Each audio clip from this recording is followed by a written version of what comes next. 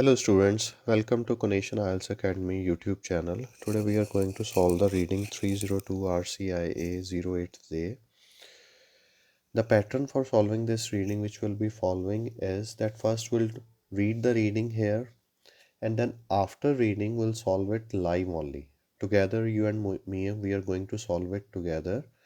ਇਸ ਤਰ੍ਹਾਂ ਨਹੀਂ ਹੈ ਕਿ ਮੇਰੇ ਕੋਲ ਆਨਸਰਸ ਪਹਿਲਾਂ ਆਨੇ ਆ ਮੇਰੇ ਲਈ ਵੀ ਇਹ ਬਿਲਕੁਲ ਫਰੈਸ਼ ਰੀਡਿੰਗ ਹੈ ਸੋ ਤੁਸੀਂ ਇੱਕ ਐਗਜ਼ਾਮੀਨਰ ਦੇ ਪੁਆਇੰਟ ਆਫ ਵਿਊ ਤੋਂ ਸੋਚ ਸਕਦੇ ਹੋ ਕਿ ਕਿਸ ਤਰ੍ਹਾਂ ਐਗਜ਼ਾਮੀਨਰ ਆਨਸਰ ਨੂੰ ਅਪਰੋਚ ਕਰ ਰਿਹਾ ਹੈ ਸੋ ਇਹਦੇ ਵਿੱਚ ਮੈਂ ਟਾਈਮ ਲਿਮਿਟ ਨਹੀਂ ਫੋਲੋ ਕਰਨ ਜਾ ਰਿਹਾ ਬਿਕੋਜ਼ ਮੈਂ ਤੁਹਾਨੂੰ ਨਾਲ ਦੀ ਨਾਲ ਰੀਡਿੰਗ ਦੇ ਪੈਸੇजेस ਡਿਫਿਕਲਟ ਵਰਡ ਜਿਹੜੇ ਵੀ ਸਿਨੋਨਿਮਸ ਆ ਰਹੇ ਨੇ ਜਿਹੜੇ ਵੀ ਰੀਡਿੰਗ ਦੇ ਵਿੱਚ ਲਾਈਨਸ ਤੁਹਾਨੂੰ ਕਲੀਅਰ ਨਹੀਂ ਹੋਣਗੀਆਂ ਬਿਕੋਜ਼ ਐਜ਼ ਐਨ ਐਗਜ਼ਾਮੀਨਰ ਮੈਨੂੰ ਪਹਿਲਾਂ ਪਤਾ ਹੈ ਤਾਂ ਉਹਨਾਂ ਨੂੰ ਮੈਂ ਡਿਟੇਲ ਦੇ ਵਿੱਚ ਐਕਸਪਲੇਨ ਕਰਾਂਗਾ ਸੋ ਮੈਂ 20 ਮਿੰਟਸ ਦੇ ਟਾਈਮ ਲਿਮਿਟ ਨੂੰ ਫੋਲੋ ਨਹੀਂ ਕਰਾਂਗਾ ਫੋਕਸ ਇੱਥੇ ਕੁਆਲਿਟੀ ਹੈ ਫੋਕਸ ਇਹ ਨਹੀਂ ਹੈ ਕਿ ਕਿੰਨੇ ਟਾਈਮ ਦੇ ਵਿੱਚ ਅਸੀਂ ਕਰ ਰਹੇ ਹਾਂ ਸੈਕੰਡ ਥਿੰਗ ਕਿ ਅਗਰ ਕੋਈ ਸਟੂਡੈਂਟ ਸਿਰਫ ਆਨਸਰਸ ਦੀ ਐਕਸਪਲੇਨੇਸ਼ਨ 'ਚ ਇੰਟਰਸਟਿਡ ਹੈ ਤਾਂ ਡਾਇਰੈਕਟਲੀ ਵੀਡੀਓ ਦੇ ਸੈਕੰਡ ਪਾਰਟ ਦੇ ਵਿੱਚ ਮੂਵ ਕਰ ਸਕਦਾ ਵੀਡੀਓ ਨੂੰ ਮੈਂ ਬਾਈਫਰਕੇਟ ਕਰ ਦੇਵਾਂਗਾ ਤਾਂ ਤੁਸੀਂ ਸੈਕੰਡ ਪਾਰਟ ਔਰ ਟਾਈਮ ਦਾ ਜਿਹੜਾ ਸਲੋਟ ਹੈ ਉਹ ਡਿਸਕ੍ਰਿਪਸ਼ਨ ਦੇ ਵਿੱਚ ਵੀ ਗਿਵਨ ਹੋਏਗਾ ਉੱਥੋਂ ਤੁਸੀਂ ਐਕਸੈਸ ਕਰ ਸਕਦੇ ਹੋ ਸੋ ਚਲੋ let's start with this reading nature on display in American zoos ਦੇ ਵਿੱਚ ਕਿਸ ਤਰ੍ਹਾਂ ਨੇਚਰ ਡਿਸਪਲੇ 'ਤੇ ਕੀਤੀ ਗਈ ਹੈ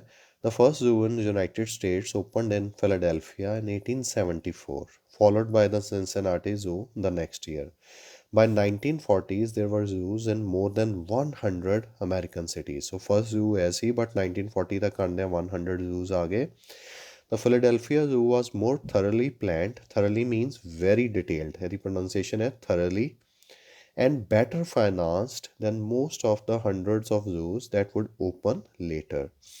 But in its landscape and in its mission to both educate and entertain, it embodied. Embodied means ਕਿ ਉਹਦੇ ਵਿੱਚ ਕਿਹੜੇ ਆਈਡੀਆਜ਼ ਇਨਕਲਕੇਟਡ ਸੀ ਕਿਹੜੇ ਆਈਡੀਆਜ਼ ਇਨਕਲੂਡਡ ਸੀ ਕਿਹੜੇ ਆਈਡੀਆਜ਼ ਉਹਦੇ ਹਿੱਸਾ ਸੀ ਉਹਦੇ ਵਿੱਚ ਕਿਹੜੇ ਆਈਡੀਆਜ਼ ਹਿੱਸਾ ਸੀ about how to build a zoo that stayed consistent for decades. Means long term sustainability ਉਹਨਾਂ ਦਾ ਇੱਕ ਕੀ ਫੈਕਟਰ ਸੀ The zoos came into existence in the late 19th century during the transition of United States from a rural and agricultural nation to an industrial one. So ਜਦੋਂ ਇਹ zoo ਬਣ ਰਹੇ ਸੀ ਨਾਲ ਦੀ ਨਾਲ ਅਮਰੀਕਾ ਇੱਕ rural country ਤੋਂ ਇੱਕ industrial country 'ਚ ਕਨਵਰਟ ਹੋ ਰਿਹਾ ਸੀ very easy language The population more than doubled between 1860 and 1900. So ਜਦੋਂ ਵੀ ਕੋਈ ਈਅਰਸ ਆਉਂਦੇ ਨੇ ਅਸੀਂ ਰੀਡਿੰਗ ਦੇ ਵਿੱਚ ਈਅਰਸ ਨੂੰ ਨੇਮਸ ਨੂੰ ਪਹਿਲਾਂ ਹੀ ਅੰਡਰਲਾਈਨ ਕਰ ਲੈਂਦੇ ਆ ਤਾਂ ਕਿ ਬਾਅਦ ਵਿੱਚ ਸਾਨੂੰ ਉਸ ਲੋਕੇਸ਼ਨ 'ਤੇ ਦੁਬਾਰਾ ਟਾਈਮ ਵੇਸਟ ਨਾ ਕਰਨਾ ਪਵੇ As more middle class people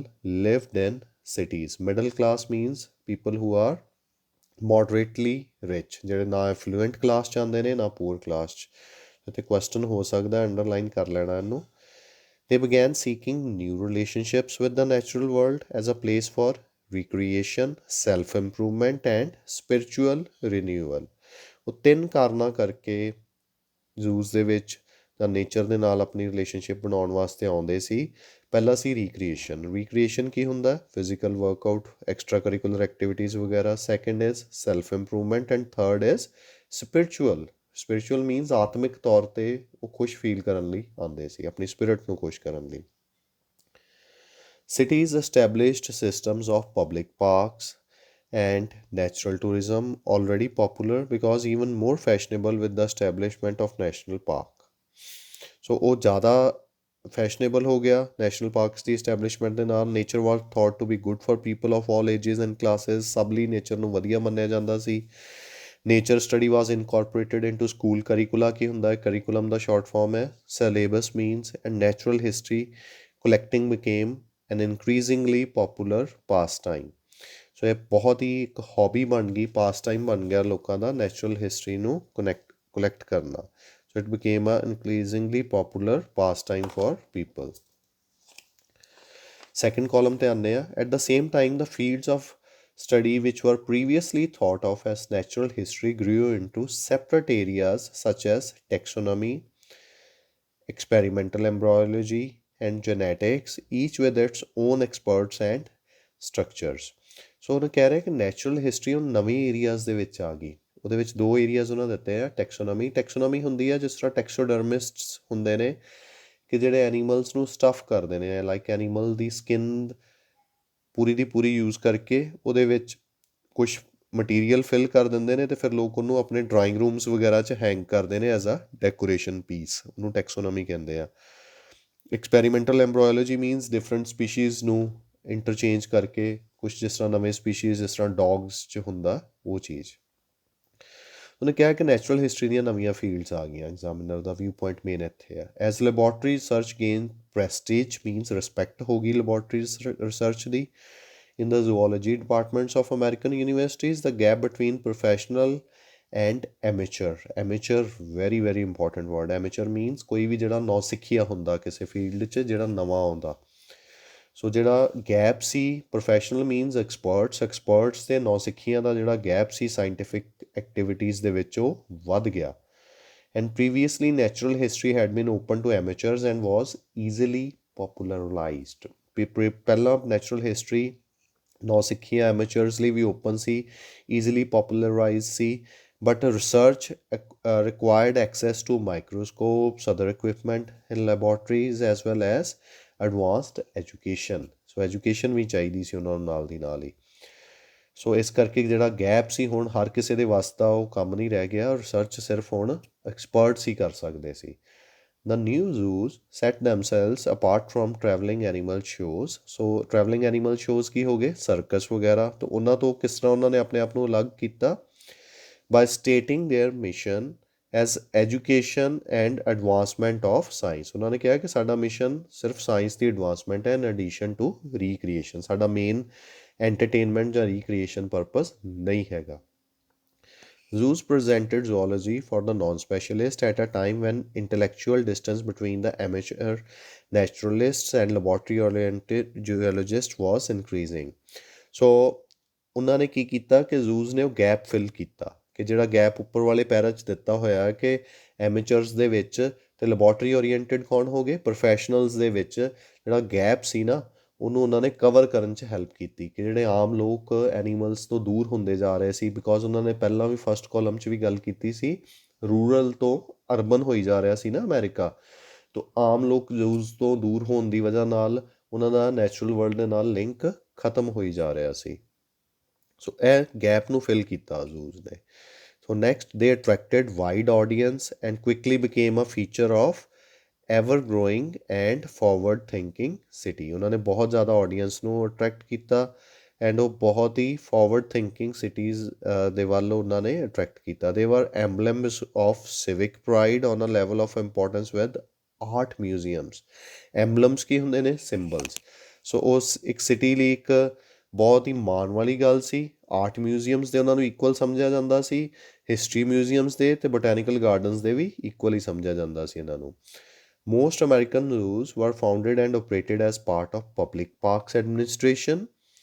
They were dependent on municipal fund, means government funds their dependency। They charged no admission fee। They tended to assemble as many different mammal and bird species as possible, along with a few reptiles, exhibiting one or two specimens, means varieties। ਇੱਕ ਜਾਂ ਦੋ varieties ਉਹ ਕਿਸ ਚੀਜ਼ ਦੀਆਂ ਦਿਖਾਉਂਦੇ ਸੀ, of each as they compared with each other।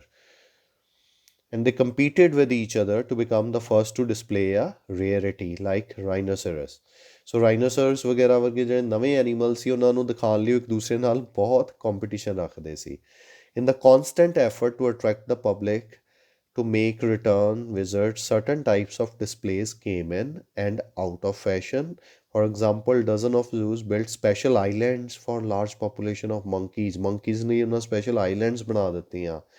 1930s Works Progress Administration funded millions of dollars of construction at dozens of zoos। For the most part, the collection of animals were organized by species in a combination of enclosures, means ਜਿਹੜੇ ਉਹਨਾਂ ਦੇ cages ਹੁੰਦੇ ਆ ਉਹਦੇ ਵਿੱਚ ਉਹਨਾਂ ਨੂੰ ਰੱਖਦੇ ਸੀ according to a fairly loose classification scheme। Now, although many histories of individual zoos described in the 1940s through 1960s as a period of stagnation, means ਕਿ ਕੋਈ ਬੈਰੀਅਰ ਆ ਜਾਣਾ, ਰੁਕਾਵਟ ਆ ਗਈ, ਠਹਿਰਾਵ ਆ ਗਿਆ। ਉਸ ਟਾਈਮ 'ਤੇ ਉਹਨਾਂ ਨੇ ਕਿਹਾ ਕਿ 1940s ਤੋਂ ਲੈ ਕੇ 1960s ਤੱਕ ਜ਼ੂਜ਼ ਦੇ ਵਿੱਚ ਕੋਈ ਜ਼ਿਆਦਾ ਗਰੋਥ ਨਹੀਂ ਆਈ। And in some cases there was a neglect. New zoos continued to be set up all over the country.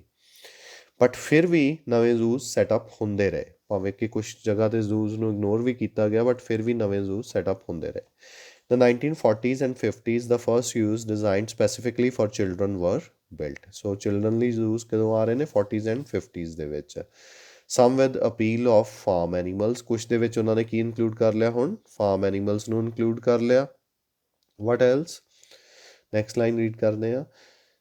So an increasing number of zoos tried new ways of organizing their displays. In addition to the traditional approach of exhibiting like kinds together, zoo planners had a new approach of putting animals in groups according to their continent of origin and designing exhibits showing animals of particular habitats, for example, polar, desert, or forest.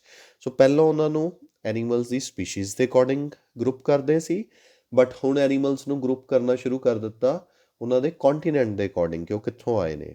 So during 1960s, a few zoos arranged some displays according to animal behavior. Bronx Zoo ਇੱਕ America ਦੀ ਜਗ੍ਹਾ ਹੈ, for instance opened its world of darkness, ਉਹਦਾ ਨੇਮ ਹੈ ਐਗਜ਼ਿਬਿਟ of ਨੋਕਟਰਨਲ animals, ਜਿਹੜੇ ਰਾਤ ਨੂੰ active ਹੁੰਦੇ ਨੇ ਉਹਨਾਂ ਨੋਕਟਰਨਲ ਕਹੀਦਾ ਅਸੀਂ।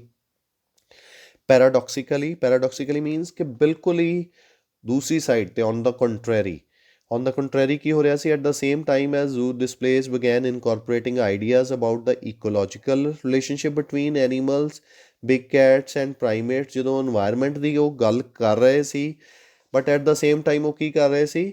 ਤੇ continue to be displayed in bathroom like cages lined with tiles. So ਨਾਲੇ ਤੋਂ ਕਹਿ ਰਹੇ ਸੀ ਕਿ ਸਾਨੂੰ ਇਨਵਾਇਰਮੈਂਟ ਦੀ ਬੜੀ ਫਿਕਰ ਹੈ, ਅਤੇ ਨਾਲੇ ਐਨੀਮਲਸ ਨੂੰ ਡਿਸਪਲੇ ਕਰਦੇ ਸੀ ਬਾਥਰੂਮ ਵਰਗੀਆਂ ਕੇਜਿਸ ਸੀ ਜਿਨ੍ਹਾਂ ਦੇ ਟਾਈਲਸ ਮੀਨਸ ਕਿ ਉਹਨਾਂ ਦੇ ਬਿਲਕੁਲ ਵੀ ਨੈਚੁਰਲ ਹੈਬੀਟੈਟ ਦਾ ਧਿਆਨ ਨਹੀਂ ਸੀ ਰੱਖਿਆ ਜਾਂਦਾ। ਬਾਈ 1970s, a new way of reform was steering. Steering means ਜਿਸ ਤਰ੍ਹਾਂ ਕਿਸੇ ਚੀਜ਼ ਦਾ ਹਿੱਲਣਾ, ਜਿਸ ਲਾਈਕ ਹਨੇਰੀ ਆਉਣ ਤੋਂ ਪਹਿਲਾਂ ਥੋੜ੍ਹੀ ਹਵਾ ਚੱਲਦੀ ਹੈ, ਦੈਟ ਇਜ਼ ਸਟੀਅਰਿੰਗ। ਤੂਫਾਨ ਆਉਣ ਤੋਂ ਪਹਿਲਾਂ ਸਮੁੰਦਰ ਦੇ ਵਿੱਚ ਪਾਣੀ ਹਿੱਲਣਾ ਸਟਾਰਟ ਕਰ ਦਿੰਦਾ, ਦੈਟ ਇਜ਼ ਆਲਸੋ ਸਟੀਅਰਿੰਗ। ਜਾਂ ਗਲਾਸ ਦੇ ਵਿੱਚ ਪਾਣੀ ਪਾ ਕੇ ਤੁਸੀਂ ਉਹਨੂੰ ਹਿਲਾਉਂਦੇ ਹੋ, that is also steering. So popular movements of environmentalism and animal welfare called attention to endangered species and to zoos that did not provide an adequate care for animals. ਉਹਨਾਂ ਨੇ ਕਿਹਾ ਕਿ ਹੁਣ ਐਨੀਮਲਸ ਦੇ ਰਾਈਟਸ ਦੀ ਗੱਲ ਹੋਣੀ start ਹੋ ਗਈ 1970s ਤੋਂ।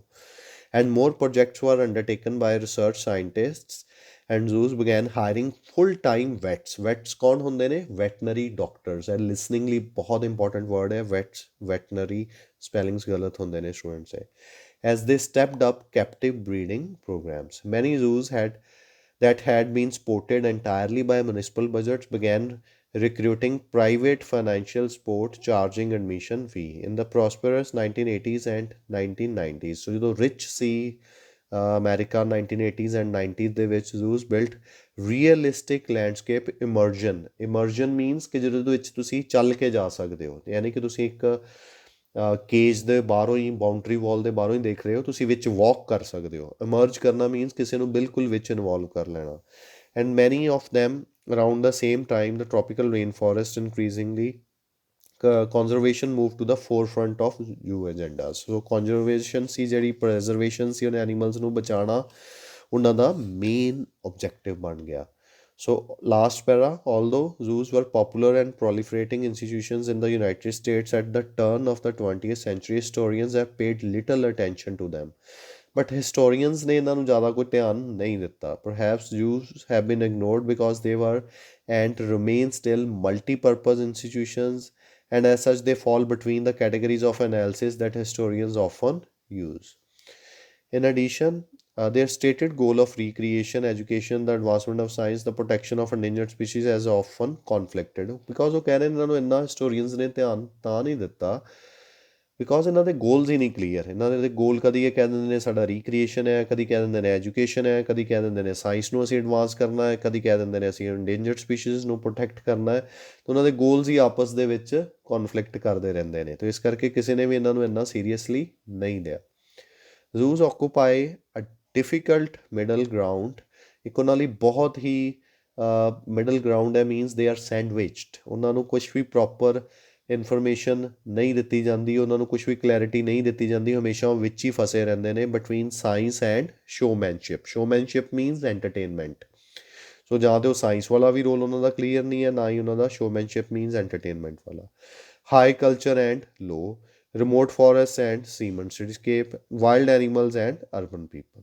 ਸੋ ਇਹ ਸਾਰੀਆਂ ਚੀਜ਼ਾਂ ਦੇ ਵਿੱਚ ਜ਼ੂਸ ਜਿਹੜੇ ਨੇ ਹਮੇਸ਼ਾ ਵਿੱਚ ਹੀ ਮਿਡਲ ਸਪੇਸ ਦੇ ਵਿੱਚ ਰਹਿੰਦੇ ਨੇ, ਸੈਂਡਵਿਚ ਹੋਏ ਰਹਿੰਦੇ ਨੇ, ਕਦੀ ਵੀ ਉਹਨਾਂ ਬਾਰੇ ਕਲੀਅਰ ਨਹੀਂ ਹੁੰਦਾ। ਓਕੇ, ਚਲੋ ਹੁਣ let's see the questions. We'll try to solve these questions in the allotted time if possible. Reading ਸਾਨੂੰ ਕਲੀਅਰ ਹੈ, ਕੁਛ ਇੰਨੇ ਡਿਫੀਕਲਟ ਵਰਡਸ ਨਹੀਂ ਸੀ, ਜਿਹੜੇ ਕੁਛ ਮਿਲਣਗੇ ਉਹ ਅਸੀਂ ਬਾਅਦ ਨਾਲ ਦੀ ਨਾਲ ਦੇਖੀ ਜਾਵਾਂਗੇ ਹੋਰ ਵੀ ਡਿਫੀਕਲਟ ਵਰਡਸ। ਸੋ ਮੈਂ ਇੱਧਰ ਰੀਡਿੰਗ ਦਾ ਪੈਸੇਜ ਰੱਖ ਲੈਂਦਾ। Will try to locate this questions. ਪਹਿਲਾ ਹੈ true false. So true false ਦੇਖਦੇ ਹਾਂ। ਫਸਟ ਹੈ, the concepts on which the Philadelphia Zoo was based soon became unfashionable। ਜਿਹੜੇ ਕਨਸੈਪਟ ਉਹਨਾਂ ਨੇ ਫਿਲਾਡੈਲਫੀਆ ਜ਼ੂ ਬਣਾਇਆ ਸੀ ਉਹ ਕਨਸੈਪਟ ਅਨਫੈਸ਼ਨੇਬਲ ਹੈ। ਫਸਟ ਪੈਰਾਸ ਦੇਖਦੇ ਹਾਂ। The first zoo is open in Philadelphia followed by Cincinnati. By 19 there were zoos in more than 100 American cities. The film was most thoroughly planned, better financed, that would later but its land to both had embodied ideas about how to build a zoo that stayed consistent for decades। ਉਹਨਾਂ ਨੇ ਕਿਹਾ ਕਿ ਉਹਦਾ concept ਤੇ ਬਹੁਤ ਡੈਕੇਡਸ ਤੱਕ consistent ਰਿਹਾ ਵਾ।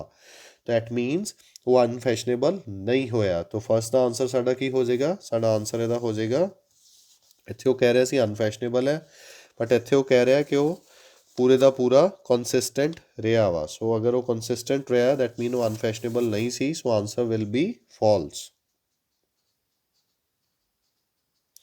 Second question read ਕਰਦੇ ਹਾਂ।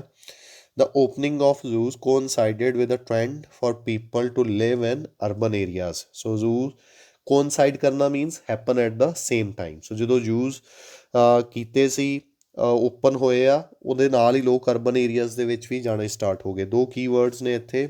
coincided means happen at the same time and people living in urban areas। So very easy question। ਇੱਥੇ ਸਾਨੂੰ ਲੋਕੇਸ਼ਨ ਦਿੱਤੀ ਸੀ ਇਹਦੀ directly, that the zoos came into existence in the late 19th century during the transition of United States from a rural and agricultural to an industrial one। So transition is the key word here। Transition means shift। So now the shift ho rahi si from rural to urban, and that same thing is given in the question also। So the answer here will be true। Third question, during the period when many zoos were opened, the study of natural history became more popular in universities than other scientific subjects। So the zoos open ho rahe si, natural history, universities is the keyword here। ਜ਼ਿਆਦਾ popular ਹੋ ਗਿਆ then ਦੂਸਰੇ subjects ਤੋਂ। ਸੋ universities ਨੂੰ ਇੱਥੇ specifically ਕਿਤੇ discuss ਕੀਤਾ ਹੈ। ਐਜ਼ ਮੋਰ ਮਿਡਲ ਕਲਾਸ ਪੀਪਲ ਲਿਵ ਇਨ ਸਿਟੀਜ਼ ਦੇ ਬਿਗੈਨ ਸੀਕਿੰਗ ਨਿਊ ਰਿਲੇਸ਼ਨਸ਼ਿਪ। ਇੱਥੇ ਵੀ ਉਹਨਾਂ ਨੇ ਨਹੀਂ ਕਲੀਅਰਲੀ ਕੁਛ ਵੀ ਦਿੱਤਾ। ਫਿਰ ਇਹ ਪੈਰਾ ਦੇਖਦੇ ਆ। ਇਹ ਪੈਰਾ ਸੀ ਜਿੱਥੇ ਉਹਨੇ ਦਿੱਤਾ ਸੀ ਕਿ ਉੱਥੇ ਸਟੱਡੀ ਹੋ ਰਹੀ ਸੀ।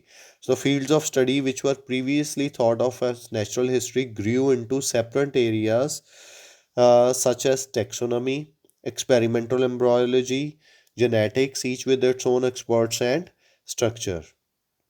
As laboratory research gained prestige, zoology departments of American University gap between professional and amateur activities widened। So the study of natural history became more popular in universities than other scientific subjects। Scientific subjects ਦੇ ਨਾਲੋਂ natural history ज़्यादा popular ਹੋ ਗਿਆ। So the fields of study which were previously thought of natural history grew into separate areas as taxonomy, experimental embryology, genetics। So because ਬੱਚੇ ਇੱਥੇ ਉਹ clear ਨਹੀਂ ਹੈ ਕਿ ਕਿਉਂ ਉਹ ਹੋਇਆ। and as a laboratory research gained prestige in zoology departments of American universities, the gap between professional and amateur। ਸਾਨੂੰ ਪਤਾ ਹੈ ਕਿ ਇੱਥੇ ਗੱਲ ਕੀਤੀ ਹੈ ਬਟ ਯੂਨੀਵਰਸਿਟੀਜ਼ ਦੀ ਡਾਇਰੈਕਟਲੀ ਇੱਥੇ ਕਿਤੇ ਗੱਲ ਨਹੀਂ ਕੀਤੀ। ਸੋ ਇੱਕ ਵਾਰੀ ਕੁਐਸਚਨ ਨੂੰ ਅਸੀਂ ਦੁਬਾਰਾ ਰੀਡ ਕਰਦੇ ਹਾਂ। ਕੁਐਸਚਨ ਦੇ ਵਿੱਚ ਕੀ ਗਿਵਨ ਹੈ that during the period when many zoos were opened, the study of natural history became more popular in universities than other scientific subjects। So then other scientific subjects means ਕਿ ਉਹਨੇ ਉਹਦਾ comparison ਕੀਤਾ ਹੈ, but ਇੱਥੇ ਹੁਣ universities words use ਤੇ ਕੀਤਾ ਹੈ। So as laboratory research gained prestige in zoology departments of American universities, the gap between professional and amateur। but ਇੱਥੇ comparison ਨਹੀਂ ਦਿੱਤਾ। ਉੱਪਰ ਵੀ ਦੇਖ ਲਈਏ, the field of study which were previously thought as natural history grew into separate areas as taxonomy, but comparison ਨਹੀਂ given universities ਦਾ ਤੇ scientific subjects ਦਾ ਕਿ ਉਹਦੇ ਵਿੱਚ ਉਹ ਕੰਪੈਰੀਜ਼ਨ ਹੋ ਰਿਹਾ ਹੈ ਨੈਚੁਰਲ ਹਿਸਟਰੀ ਦਾ ਅਤੇ scientific subjects the. So because comparison ਨਹੀਂ ਗਿਵਨ ਹੈ, so that is why are answer will B not given. This is the key difference between your not given and false. ਇੱਥੇ ਬੜਾ easily answer false ਵੀ ਹੋ ਸਕਦਾ ਸੀ ਅਗਰ ਇਹ ਇੱਥੇ answer ਦੇ ਵਿੱਚ ਇਹ ਕੰਪੈਰੀਜ਼ਨ ਨਹੀਂ ਦਿੱਤਾ ਹੁੰਦਾ, ਜਾਂ ਨਾਟ ਗਿਵਨ ਇੱਥੇ ਤਾਂ ਹੋ ਗਿਆ ਬਿਕੋਜ਼ ਇੱਥੇ ਕਲੀਅਰਲੀ ਉਹ ਕੰਪੈਰੀਜ਼ਨ ਨਹੀਂ ਦਿੱਤਾ। ਸੋ ਦਿਸ then word is the key hidden word here. So let's see the fourth question now. Cities recognized that the new zoos were as significant an amenity as museums. Cities ਨੇ recognize ਕੀਤਾ ਕਿ ਨਵੇਂ zoos ਜਿਹੜੇ ਨੇ ਉਹ ਉਨੇ ਹੀ important ਆ ਜਿੰਨੇ museums ਆ। amenity ਕੀ ਹੁੰਦੀ ਹੈ? facility, ਕਿ ਨਵੇਂ zoos ਉਨੇ ਹੀ important ਨੇ ਜਿੰਨੇ ਆ ਮਿਊਜ਼ੀਅਮਸ ਇੰਪੋਰਟੈਂਟ ਨੇ। ਸੋ ਮਿਊਜ਼ੀਅਮਸ ਦੀ ਅਸੀਂ ਗੱਲ ਦੇਖੀ ਸੀ ਇੱਥੇ 4th ਪੈਰਾ ਦੇ ਵਿੱਚ ਹੋਈ ਸੀ ਸਾਡੀ ਗੱਲ museums the, that yes, they attracted wide audience, quickly became a feature of ever growing and forward thinking city. So cities recognize ਦੀ ਗੱਲ ਹੋ ਰਹੀ ਹੈ ਨਾ। and they were emblems ਕੀ ਸੀ ਮੈਂ ਦੱਸਿਆ ਸੀ? ਸਿੰਬਲਸ। ਕਿਸ ਚੀਜ਼ ਦੇ ਸਿੰਬਲ ਸੀ? ਸਿਵਿਕ ਪ੍ਰਾਈਡ ਦੇ। ਪ੍ਰਾਈਡ ਦੇ ਮੀਨਸ ਕਿ ਪ੍ਰਾਊਡ ਫੀਲ ਕਰਦੇ ਸੀ, ਮਾਣ ਮਹਿਸੂਸ ਕਰਦੇ ਸੀ on a level of importance with art museums, ਕਿ ਕਿੰਨੇ ਆਰਟ ਮਿਊਜ਼ੀਅਮਸ ਇੰਪੋਰਟੈਂਟ ਨੇ ਉਨੇ ਹੀ ਇਹ ਇੰਪੋਰਟੈਂਟ ਨੇ। ਸੋ ਸੇਮ ਇੱਥੇ ਵੀ ਕੰਪੈਰੀਜ਼ਨ ਕੀਤਾ ਹੈ ਐਜ਼ ਦੇ ਨਾਲ, ਬਟ ਇੱਥੇ ਉਹ ਕੰਪੈਰੀਜ਼ਨ ਕੀ ਹੈ? ਦਿੱਤਾ ਹੋਇਆ। ਸੋ ਥਰਡ ਕੁਐਸਚਨ ਦੇ ਵਿੱਚ ਆਨਸਰ ਬਿਕੋਜ਼ ਕੰਪੈਰੀਜ਼ਨ ਗਿਵਨ ਨਹੀਂ ਸੀ ਤੇ ਆਨਸਰ ਨਾਟ ਗਿਵਨ ਹੋ ਗਿਆ ਸੀ। ਇੱਥੇ ਕੰਪੈਰੀਜ਼ਨ ਗਿਵਨ ਹੈ ਤੇ ਆਨਸਰ ਕੀ ਹੋ ਜਾਏਗਾ? ਤਾਂ answer will be true here. Okay, so fourth one, I think it will be true. Okay, let's see fifth one now. Between 1940 and 1960, some older zoos had to move to new sites in order to expand. So ਕੁਝ zoos ਨੂੰ ਨਵੀਆਂ ਜਗ੍ਹਾ 'ਤੇ ਜਾਣਾ ਪਿਆ ਕੀ ਕਰਨ ਦੇ ਵਾਸਤੇ? ਐਕਸਪੈਂਡ ਕਰਨ ਦੇ ਵਾਸਤੇ। ਬਟ ਈਅਰਸ ਇੱਥੇ ਸਭ ਤੋਂ ਇੰਪੋਰਟੈਂਟ ਨੇ 1940s ਐਂਡ 1960s ਦੇ ਵਿੱਚ। ਸੋ ਅਸੀਂ ਲੋਕੇਸ਼ਨ ਮਾਰਕ ਕਰ ਲਈ ਸੀ ਪਹਿਲਾਂ ਹੀ ਜਿੱਥੋਂ ਟਾਈਮ ਦੀ ਗੱਲ ਹੋ ਰਹੀ ਸੀ। ਸੋ 40s ਐਂਡ 60s ਦੀ ਅਸੀਂ ਦੇਖਦੇ ਹਾਂ ਲੋਕੇਸ਼ਨ ਕਿੱਥੇ ਆ। ਫਸਟ ਪੇਜ 'ਤੇ ਨਹੀਂ ਸੀ, ਸੈਕਿੰਡ ਪੇਜ 'ਤੇ ਆ ਜਾਂਦੇ ਆ। ਹਾਂ 40s ਅਤੇ 60s ਦੀ ਇੱਥੇ ਗੱਲ ਕੀਤੀ ਹੋਈ ਆ। ਸੋ ਉਹਨਾਂ ਨੇ ਇਹ ਕਿਹਾ ਹੈ ਸੋ ਕਿ ਇੱਥੇ ਸਟੈਗਨੇਸ਼ਨ ਹੋ ਗਈ ਸੀ। ਸਟੈਗਨੇਸ਼ਨ ਕੀ ਹੁੰਦੀ ਹੈ ਹੁਣ? ਸਟੈਗਨੇਸ਼ਨ ਮੀਨਸ ਖੜੋਤ ਆ ਗਈ ਸੀ, ਉੱਥੇ ਰੁਕਾਵਟ ਆ ਗਈ ਸੀ ਨਵੇਂ ਜ਼ੂਸ ਦੇ ਬਣਨ ਦੇ ਵਿੱਚ। ਫਿਰ ਉਹਨਾਂ ਨੇ ਇਹ ਕਿਹਾ ਸੀ ਕਿ ਨਗਲੈਕਟ ਹੈਗੀ ਸੀ, ਕੁਝ ਜ਼ੂਸ ਨੂੰ ਇਗਨੋਰ ਵੀ ਕੀਤਾ ਗਿਆ ਸੀ, ਬਟ ਫਿਰ ਵੀ ਜ਼ੂਸ ਜਿਹੜੇ ਸੀ ਉਹ ਸੈਟਅਪ ਹੁੰਦੇ ਰਹੇ। ਸਾਰੇ ਹੀ ਕੰਟਰੀ ਦੇ ਵਿੱਚ ਨਵੇਂ ਜ਼ੂਸ ਸੈਟਅਪ ਹੁੰਦੇ ਰਹੇ। ਹੁਣ ਸਾਡਾ ਕੁਐਸਚਨ ਕੀ ਕਹਿ ਰਿਹਾ? ਸਾਡਾ ਕੁਐਸਚਨ ਕਹਿ ਰਿਹਾ ਦੈਟ 1940s ਐਂਡ 60s ਦੇ ਵਿੱਚ ਪੁਰਾਣੇ ਜ਼ੂਸ ਨੂੰ ਮੂਵ ਕਰਨਾ ਪਿਆ ਨਵੀਂ ਜਗ੍ਹਾ ਦੇ ਉੱਤੇ, ਬਟ ਪੁਰਾਣਿਆਂ ਨੂੰ ਨਵੀਂ ਜਗ੍ਹਾ 'ਤੇ ਮੂਵ ਕਰਨ ਦੀ ਤਾਂ ਕੋਈ ਗੱਲ ਨਹੀਂ ਕੀਤੀ ਹੋਈ। ਸੋ ਉਹਨਾਂ ਨੇ ਇਸ ਨੂੰ ਟੱਚ ਵੀ ਨਹੀਂ ਕੀਤਾ। ਸੋ ਇਸ ਵਜ੍ਹਾ ਕਰਕੇ ਇਹਦਾ ਆਨਸਰ ਕੀ ਹੋ ਜਾਏਗਾ? Not given. Clear? Alright, let's see sixth one. In the 1970s new ways of funding zoos were developed. ਪੈਸਾ ਇਕੱਠਾ ਕਰਨ ਦੇ 1970s ਦੇ ਵਿੱਚ ਨਵੇਂ ਤਰੀਕੇ ਲੱਭੇ ਗਏ। ਸੋ 1970s ਹੁਣ ਅਗਰ ਅਸੀਂ ਪਹਿਲਾਂ ਹੀ ਮਾਰਕ ਕੀਤਾ ਹੁੰਦਾ ਰੀਡਿੰਗ ਕਰਦੇ ਟਾਈਮ ਹੀ, ਸੋ ਅਸੀਂ ਡਾਇਰੈਕਟਲੀ ਲੋਕੇਸ਼ਨ 'ਤੇ ਆ ਗਏ 1970s 'ਤੇ। ਸੋ 1970s ਦੀ ਗੱਲ ਕੀਤੀ ਹੈ ਜੀ ਸੈਕਿੰਡ ਲਾਸਟ ਪੈਰਾ ਦੇ ਵਿੱਚ। ਸੋ ਸੈਕਿੰਡ ਲਾਸਟ ਪੈਰਾ ਦੇ ਵਿੱਚ ਐਗਜ਼ਾਮੀਨਰ ਨੇ ਕੀ ਮੈਂਸ਼ਨ ਕੀਤਾ? That popular movement for environmentalism and animal welfare called attention to endangered species zoos that did not provide adequate care for animals. More projects were undertaken. Research scientists ਦੇ ਨਾਲ ਉਹਨਾਂ ਨੇ ਕੀਤਾ। Many zoos had been supported entirely by municipal budget, began recruiting. ਉਹਨਾਂ ਨੇ ਕੀ recruit ਕਰਨਾ? Recruit ਕਰਨਾ means hire ਕਰਨਾ, ਕਿਸੇ ਦੀਆਂ ਸਰਵਿਸਿਜ਼ ਲੈਣੀਆਂ। ਸੋ ਪਹਿਲੋਂ ਮਿਊਨਿਸਪਲ ਦੇ ਨਾਲ ਹੀ ਸਿਰਫ ਉਹਨਾਂ ਨੂੰ ਪੈਸਾ ਮਿਲਦਾ ਸੀ, ਸਰਕਾਰ ਦੇ ਕੋਲੋਂ ਵੀ ਪੈਸਾ ਮਿਲਦਾ ਸੀ, ਬਟ ਹੁਣ ਉਹਨਾਂ ਨੇ ਪੈਸਾ ਲੈਣਾ ਕਿੱਥੋਂ ਸਟਾਰਟ ਕਰ ਦਿੱਤਾ? Private financial support. Private financial support ਕੀ ਹੈ? ਜਿਹੜਾ ਸਾਡਾ ਕੁਐਸਚਨ ਸੀ, ਕੁਐਸਚਨ ਦੇ ਵਿੱਚ ਕੀ ਗਿਵਨ ਹੈ? New ways of funding. So answer ਇੱਥੇ ਬੜਾ ਈਜ਼ੀਲੀ ਕੀ ਹੋ ਜਾਏਗਾ? Sixth answer is true. So let's see seventh one now. There has been serious disagreement amongst historians about the role of the first zoos. So historians ਦੇ ਵਿੱਚ ਬਹੁਤ ਜ਼ਿਆਦਾ serious means ਬਹੁਤ ਜ਼ਿਆਦਾ disagreement ਹੈ, ਬਹੁਤ ਜ਼ਿਆਦਾ ਉਹਨਾਂ ਦੇ ਵਿੱਚ conflict ਹੈ, ਉਹਨਾਂ ਦੇ ਵਿਚਾਰ ਆਪਸ ਦੇ ਵਿੱਚ ਬਿਲਕੁਲ ਮੈਚ ਨਹੀਂ ਕਰ ਰਹੇ। ਬਟ ਆਨਸਰ ਕੀ ਹੈ ਇਹਦਾ 7 ਦਾ ਫਾਲਸ ਹੈ। ਨਾਓ ਇਹ ਇੰਪੋਰਟੈਂਟ ਕੁਐਸਚਨ ਹੈ, ਇੱਥੇ ਬਹੁਤ ਲੋਕਾਂ ਨੇ ਇਹਨੂੰ ਟਰੂ ਮਾਰਕ ਕੀਤਾ ਹੋਏਗਾ। ਇੱਥੇ ਹੁਣ ਆਨਸਰ ਫਾਲਸ ਕਿਉਂ ਹੈ? ਲਾਸਟ ਪੈਰਾ ਦੇਖੋ, ਹਿਸਟੋਰੀਅਨਸ ਦੀ ਗੱਲ ਕਿੱਥੇ ਕੀਤੀ ਸੀ? ਲਾਸਟ ਪੈਰਾ ਦੇ ਵਿੱਚ। ਸੋ ਲਾਸਟ ਪੈਰਾ ਦੇ ਵਿੱਚ ਐਗਜ਼ਾਮੀਨਰ ਕੀ ਕਹਿ ਰਿਹਾ ਹਿਸਟੋਰੀਅਨਸ ਬਾਰੇ? that historians have paid little attention to them. Historians have paid little attention to the zoos means ਕਿ ਉਹਨਾਂ ਦੇ ਵਿੱਚ ਕੋਈ ਡਿਸਐਗਰੀਮੈਂਟ ਤਾਂ ਹੈਗਾ ਹੀ ਨਹੀਂ ਸੀ, ਅਤੇ ਸੀਰੀਅਸ ਡਿਸਐਗਰੀਮੈਂਟ ਜਿਹੜਾ ਕੁਐਸਚਨ ਨੇ ਵਰਡ ਯੂਜ਼ ਕੀਤਾ ਹੈ ਉਹ ਤਾਂ ਬਿਲਕੁਲ ਹੀ ਨਹੀਂ ਸੀ ਹੈਗਾ। ਸੋ ਆਨਸਰ ਕੀ ਹੋ ਜਾਊਗਾ? False. Okay, so let's move to the next set of questions, 8 to 13th. These are the no more than one word blanks. So no more than one word blanks. Let's see the first one. So year wise given ਨੇ। Year wise ਅਗਰ ਅਸੀਂ dates ਪਹਿਲਾਂ note ਕੀਤੀਆਂ ਹੁੰਦੀਆਂ ਤਾਂ ਸਾਡੇ ਲਈ ਬਹੁਤ ਈਜ਼ੀ ਹੋ ਜਾਣਾ ਸੀ। ਡੇਟਸ ਪਹਿਲਾਂ ਅੰਡਰਲਾਈਨ ਕਰਨੀਆਂ ਬਹੁਤ ਜ਼ਰੂਰੀ ਹੈ। ਸੋ ਕੋਈ ਵੀ ਤਰੀਕਾ ਤੁਸੀਂ ਯੂਜ਼ ਕਰ ਸਕਦੇ ਹੋ, ਕੋਈ ਸਰਕਲ ਯੂਜ਼ ਕਰ ਲਓ, ਸਕੁਏਅਰ ਯੂਜ਼ ਕਰ ਲਓ, ਨੇਮਸ ਲਈ, ਡੇਟਸ ਲਈ, ਡੋਟਡ ਲਾਈਨਸ ਯੂਜ਼ ਕਰ ਲਓ, ਬਟ ਤੁਹਾਡੀ ਰੀਡਿੰਗ ਸ਼ੀਟ ਪੂਰੀ ਦੀ ਪੂਰੀ ਫੁੱਲ ਚਾਹੀਦੀ ਹੈ with this kind of markings. So up to 1940s ਕੀ ਹੋਇਆ? More mammals and birds. So mammals and birds ਦਾ ਕਿਹਦੇ ਨਾਲ ਕੰਪੈਰੀਜ਼ਨ ਹੋ ਰਿਹਾ ਜੀ? They were more mammals and birds, ਇਹਦਾ ਆਨਸਰ ਲੋਕੇਟ ਕਰਦੇ ਆ। Then what? ਐਂਡ ਦੇ ਵਰ ਵੈਰੀ ਪੂਅਰਲੀ, 9th ਵੀ ਨਾਲ ਹੀ ਆ ਗਿਆ, were very popular animals in many zoos at one time. ਸੋ ਇਹ ਇਕੱਠੇ ਆਣੇ ਆ ਕਿ ਇੱਕ ਤੇ ਜਿੰਨੇ ਜ਼ਿਆਦਾ ਮੈਮਲਸ ਤੋਂ, ਬਰਡਸ ਤੇ ਮੈਮਲਸ ਤੋਂ ਜਿਹੜੇ ਘੱਟ ਐਗਜ਼ੀਬਿਟ ਕਰਨੇ ਮੀਨਸ ਪੇਸ਼ ਕਰਨੇ, ਪ੍ਰਦਰਸ਼ਨੀ ਜਿਨ੍ਹਾਂ ਦੀ ਘੱਟ ਲੱਗਦੀ ਸੀ। ਸੋ ਕਿੱਥੇ ਆ ਰਹੀ ਐਗਜ਼ੀਬਿਸ਼ਨਸ ਵਗੈਰਾ ਦੀ ਗੱਲ? ਫਸਟ ਪੇਜ 'ਤੇ ਆ ਜਾਈਏ ਪਹਿਲੋਂ। So yes, first page the last para.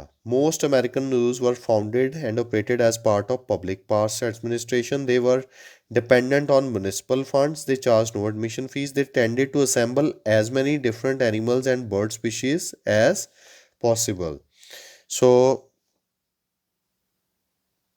along with few reptile. As many means ਬਹੁਤ ਜ਼ਿਆਦਾ ਕਿਹਨੂੰ ਕਰਦੇ ਸੀ?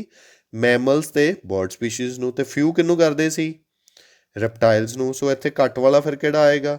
ਮੋਰ mammal and animals exhibited than, the correct option here is reptiles. And popular animals ਕਿਹੜੇ ਸੀ? ਪੋਪੂਲਰ ਮੀਨਸ ਪੋਪੂਲਰ ਦਾ ਸਾਨੂੰ ਕੋਈ ਸਿਨੋਨਿਮ ਚਾਹੀਦਾ, ਠੀਕ ਹੈ। ਸੋ ਪੋਪੂਲਰ ਕਿਹੜੇ ਆ? ਨੈਕਸਟ ਪੇਜ 'ਤੇ ਚਲੇ ਜਾਂਦੇ ਆ ਇੱਥੋਂ। ਐਗਜ਼ਿਬਿਟਿੰਗ 1 or 2 specimens of each and they competed with each other to become the first to display a rarity. Rarity ਕੀ ਹੁੰਦੀ ਹੈ? ਜਿਹੜਾ ਬਹੁਤ ਘੱਟ ਮਿਲੇ ਐਨੀਮਲ, ਉਹ ਪੋਪੂਲਰ ਨਹੀਂ ਹੈ। ਸੋ ਰਾਈਨੋਸਰਸ ਨਹੀਂ ਇੱਥੇ ਆਨਸਰ ਕਰ ਦੇਣਾ। Rhinoceros is not the most popular, ਉਹ ਰੇਅਰ ਹੈ। In constant effort to attract public to make return visits, certain types of display came in and out. For example, ਉਹਨਾਂ ਨੇ ਕਿਹਾ ਕਿ ਉਹ ਸਪੈਸ਼ਲ ਆਈਲੈਂਡਸ ਬਿਲਡ ਕਰਦੇ ਸੀ ਲਾਰਜ ਪੋਪੂਲੇਸ਼ਨਸ ਆਫ ਮੰਕੀਜ਼ ਲਈ। ਸੋ large population of ਮੰਕੀਜ਼ ਲਈ ਅਗਰ ਸਪੈਸ਼ਲ ਆਈਲੈਂਡਸ ਬਿਲਡ ਹੋ ਰਹੀਆਂ ਹੈ ਤਾਂ ਫਿਰ ਸਾਡਾ ਕੁਐਸਚਨ ਕੀ ਪੁੱਛ ਰਿਹਾ ਸੀ ਸਾਨੂੰ? ਦੈਨ ਐਂਡ ਮੰਕੀਜ਼ ਵਰ ਵੈਰੀ ਪੋਪੂਲਰ ਐਨੀਮਲਸ ਇਨ ਮੈਨੀ ਜ਼ੂਜ਼। ਸੋ ਇੱਥੇ ਥੋੜ੍ਹਾ ਜਿਹਾ ਸਾਨੂੰ ਰਿਸਕ ਲੈਣਾ ਪਏਗਾ ਬਿਕੋਜ਼ ਇਹੀ ਆਪਸ਼ਨ ਆਉਂਦੀ ਹੈ, ਹੋਰ ਕੋਈ ਆਪਸ਼ਨ ਇੱਥੇ ਸੂਟੇਬਲ ਨਹੀਂ ਹੈ according to the reading. Next 1940s and 50s ਦੇ ਵਿੱਚ ਹੁਣ ਕੀ ਹੋ ਗਿਆ? 40s ਐਂਡ 50s ਦੇ ਵਿੱਚ ਦੇਖੋ, zoos started exhibiting animals according to their, so animals ਦਾ ਕੀ ਹੈ? ਸੋ ਐਨੀਮਲਸ ਦੇ ਇੱਥੇ ਨਾ ਹੀ ਤਾਂ ਅਸੀਂ ਉਹਨਾਂ ਦੇ ਘਰ ਦੀ ਗੱਲ ਕਰ ਰਹੇ ਹਾਂ ਐਨੀਮਲਸ ਦੇ, ਨਾ ਹੀ ਅਸੀਂ ਉਹਨਾਂ ਦੇ ਕੋਲ ਹੋਰ ਕੋਈ ਚੀਜ਼ ਹੁੰਦੀ ਹੈ ਐਨੀਮਲਸ ਦੇ। ਅਸੀਂ ਲਿਵਿੰਗ ਏਰੀਆ ਦੀ ਓਬਵੀਅਸਲੀ ਇੱਥੇ ਅਸੀਂ ਕਾਮਨ ਸੈਂਸ ਯੂਜ਼ ਕਰਨੀ ਸੀ ਕਿ ਐਨੀਮਲਸ ਦੇ ਕੋਲ ਕੀ ਹੈ। ਸੋ ਅਕੋਰਡਿੰਗ ਟੂ ਦੇਅਰ, ਨਾ ਹੀ ਉਹਨਾਂ ਦੀ ਕੋਈ ਫੈਮਿਲੀ ਹੈ, ਨਾ ਹੀ ਫਰੈਂਡਸ ਹੈ। ਸੋ ਇੱਕ ਹੀ ਆਪਸ਼ਨ ਬਚਦੀ ਹੈ according to their habitat. So habitat ਕਿੱਥੇ ਗਿਵਨ ਹੈ? Habitat is given, let's find out the location, because ਇੱਥੇ ਕਾਮਨ ਸੈਂਸ ਦੇ ਅਕੋਰਡਿੰਗ ਹੀ ਕਲੀਅਰ ਹੋ ਜਾਂਦਾ ਕਿ ਆਨਸਰ ਦੇ ਵਿੱਚ ਹੈਬੀਟੈਟ ਹੀ ਆ ਜਾਣਾ। ਐਨੀਮਲ ਦਾ ਲਿਵਿੰਗ ਏਰੀਆ ਨੂੰ ਅਸੀਂ ਹੈਬੀਟੈਟ ਕਹਿੰਦੇ ਹਾਂ ਹਮੇਸ਼ਾ। ਓਕੇ, ਸੋ ਇੱਥੇ ਹੋਏਗਾ answer second page, second para. So an increasing number of zoos try to organize their displays according to their continent of origin and designing exhibits showing the animals of particular habitats. So particular habitats means ਉਹਨਾਂ ਦਾ living area ਦੇ according ਉਹ ਕਰਦੇ ਸੀ polar, desert or forest. So the answer here will be habitat. 1960s ਦੇ ਵਿੱਚ ਕੀ ਹੋ ਗਿਆ? Some zoos they categorized animals by ਸੋ ਹੁਣ ਉਹਨਾਂ ਨੇ ਕਿਸ ਅਕੋਰਡਿੰਗ ਦੇ ਵਿੱਚ 60s ਦੇ ਵਿੱਚ ਆ ਜਾਈਏ, ਹੁਣ ਅਸੀਂ ਇਹ ਸਾਨੂੰ ਲੱਭਣਾ ਪਏਗਾ ਕਿ ਕਿਸ ਦੇ ਅਕੋਰਡਿੰਗ। ਸੋ ਸੇਮ ਅਸੀਂ ਈਅਰ ਮਾਰਕ ਕੀਤਾ ਸੀ, during the 1960s a ਫਿਊ zoos arrange some animals according to the animal behavior. So this was very easy, 1960s ਅਸੀਂ just date find out ਕਰਨੀ ਸੀ and answer ਸਾਨੂੰ directly given ਸੀ। 1970s ਦੇ ਵਿੱਚ ਕੀ ਆ, dash were employed following protests about animal care। ਸੋ ਕਿੰਨਾਂ ਨੂੰ employee ਕੀਤਾ, ਹੁਣ ਇੰਪਲੋਏ ਮੀਨਸ ਕਿਸੇ ਨੂੰ ਜੋਬ ਦਿੱਤੀ ਜਾ ਰਹੀ ਹੈ ਇੱਥੇ। ਸੋ ਜੋਬ ਕਿਹਨੂੰ ਦਿੱਤੀ ਜਾ ਰਹੀ ਹੈ, ਓਬਵੀਅਸਲੀ ਕੋਈ ਗਵਰਨਮੈਂਟ ਇੰਪਲੋਈ। ਸੋ ਇੱਕ ਅਸੀਂ ਵਰਡ ਕੀਤਾ ਸੀ ਜਿਹੜਾ ਮੈਂ ਕਿਹਾ ਸੀ ਲਿਸਨਿੰਗ 'ਚ ਬਹੁਤ ਇੰਪੋਰਟੈਂਟ ਹੈ, ਮੇਰੇ ਖਿਆਲ 'ਚ ਉਹੀ ਇੱਥੇ ਆਨਸਰ ਹੋਏਗਾ। ਫਿਰ ਵੀ ਇੱਕ ਵਾਰੀ ਦੇਖਦੇ ਹਾਂ, ਵਰਡ ਸੀ ਸੈਕਿੰਡ ਲਾਸਟ ਪੈਰਾ 'ਚ ਆ ਜਾਓ। ਸੈਕਿੰਡ ਲਾਸਟ ਪੈਰਾ ਦੇਖੋ ਦੈਟ ਹਾਂ, ਸੋ ਇਹ ਪੈਰਾ ਦੇਖੋ, by the 1970s a new way of reform was stirring, popular movements ਹੋ ਗਈਆਂ ਸੀ ਉੱਥੇ। And many zoos that had been supported entirely, ਇਸ ਤੋਂ ਉੱਪਰ ਵਾਲੀ ਲਾਈਨ ਦੇਖੋ, more projects were undertaken by research scientists and zoos began hiring full-time vets। full-time means professional, ਜਿਨ੍ਹਾਂ ਨੂੰ ਜੋਬ ਦਿੱਤੀ ਜਾਂਦੀ ਹੈ। ਸੋ hiring is a synonym of what, employed, and ਕਿਹਨੂੰ employ ਕੀਤਾ ਜਾ ਰਿਹਾ ਹੈ, vets ਨੂੰ। ਸੋ ਆਨਸਰ ਇੱਥੇ synonym ਦੇ ਮੈਚ ਕਰਨ ਦੀ ਵਜ੍ਹਾ ਨਾਲ, ਬਿਕੋਜ਼ employed ਜਿਹੜਾ hiring ਦਾ synonym ਹੈ, ਤਾਂ ਆਨਸਰ ਕੀ ਹੋ ਗਿਆ, vets। ਸਾਨੂੰ ਸੋਚਣ ਦੀ ਜ਼ਰੂਰਤ ਨਹੀਂ ਹੈ ਜ਼ਿਆਦਾ। 13th let's see।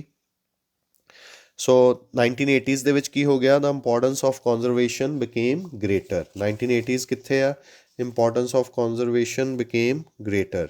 So importance of conservation ਇੱਥੇ ਬਿਲਕੁਲ ਆਨਸਰ ਹੈ, ਬਿਕੋਜ਼ 80s ਕਿੱਥੇ ਗਿਵਨ ਹੈ, many of them around the time typical conservation moved to the forefront of zoo agendas। so importance of conservation became greater ਕਿਉਂ ਹੈ, because as second last para the last line ਦੇਖੋ, that conservation moved to the forefront of zoo agendas। forefront ਕੀ ਹੁੰਦਾ, ਸਭ ਤੋਂ ਅੱਗੇ। ਸੋ conservation ਇਹਦੇ ਵਿੱਚ ਸਭ ਤੋਂ ਅੱਗੇ ਆ ਗਈ, ਸਭ ਤੋਂ ਇੰਪੋਰਟੈਂਟ ਚੀਜ਼ ਬਣ ਗਈ। ਸੋ 1980s onwards the importance of conservation means ਕਿ conservation ਉਹਨਾਂ ਦੇ ਫੋਰਫਰੰਟ ਦੇ ਉੱਪਰ ਆ ਗਈ। ਸੋ ਇਹ ਸਾਡੀ ਰੀਡਿੰਗ ਸੀ ਇਹ ਵਾਲੀ। ਇਹਦੇ ਆਨਸਰਸ ਹੁਣ ਇੱਕ ਵਾਰੀ ਅਸੀਂ ਚੈੱਕ ਕਰ ਲੈਂਦੇ ਹਾਂ ਕਿ ਕਿੰਨੇ ਸਾਡੇ ਠੀਕ ਹੈ, ਕਿੰਨੇ ਰੋਂਗ ਹੈ। So first we have marked as false। First ਦਾ ਆਨਸਰ ਹੈ false, correct। take a different pen। second we have marked as true, second is also true। third not given, not given। fourth is true। fifth is not given, right। sixth is true। seventh is false। eighth is eighth ਤਾਂ ਅਸੀਂ ਕੀਤਾ ਸੀ, more mammals and birds exhibited than reptiles। ਹਾਂ, note ਨਹੀਂ ਕੀਤਾ, but reptiles ਠੀਕ ਹੈ answer. And dash were more popular। So rhinoceros ਤੇ monkeys ਦੇ ਵਿੱਚ ਕਨਫਿਊਜ਼ਨ ਸੀ, ਬਟ ਅਸੀਂ ਆਨਸਰ ਕੀ ਦਿੱਤਾ ਸੀ, monkeys। ਸੋ ਇੱਥੇ ਵੀ ਆਨਸਰ ਕੀ ਗਿਵਨ ਹੈ, monkeys। 10th ਦੇ ਵਿੱਚ ਕੀ ਐਨੀਮਲ ਦਾ ਲਿਵਿੰਗ, ਜਿੱਥੇ ਉਹ ਐਨੀਮਲ ਰਹਿੰਦਾ ਹੈ, living area, so according to their habitat ਅਸੀਂ ਕੀਤਾ ਸੀ। 11th ਦਾ ਆਨਸਰ ਕੀ ਹੈ, some zoos categorized animals by their easy behavior, because 1960 year ਤੋਂ ਸਾਨੂੰ ਕਲੀਅਰ ਹੋ ਗਿਆ ਸੀ। 70s ਸਾਨੂੰ ਵਰਡ employed ਤੋਂ ਕਲੀਅਰ ਹੋ ਗਿਆ ਸੀ, vets ਹੈ ਵੀ ਠੀਕ ਹੈ ਆਨਸਰ। ਐਂਡ 13 ਦਾ ਆਨਸਰ ਕੀ ਹੈ, conservation। so importance of conservation। so we have got 13 out of 13 in this reading passage। it wasn't very difficult reading passage, quite easy to comprehend, easily understandable ਸੀ, ਕੋਈ difficult vocabulary ਨਹੀਂ ਸੀ use ਇੱਥੇ ਕੀਤੀ। so we'll discuss the next passage of this reading in the separate video। thank you।